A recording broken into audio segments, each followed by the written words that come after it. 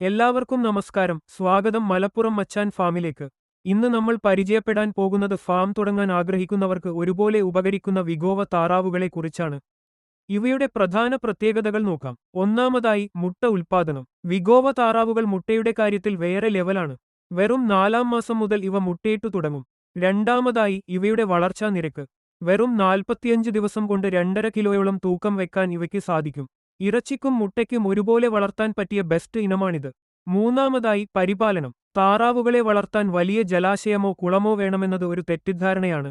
തല നനക്കാൻ പറ്റുന്ന ചെറിയൊരു പാത്രം വെള്ളം മതി ഇവയ്ക്ക്.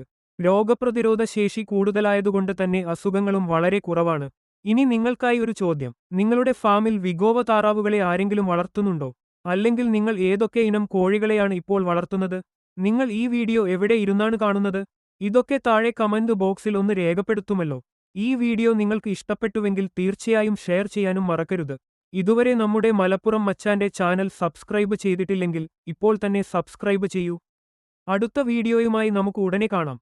അതുവരേക്കും എല്ലാവർക്കും ബൈ ബൈ.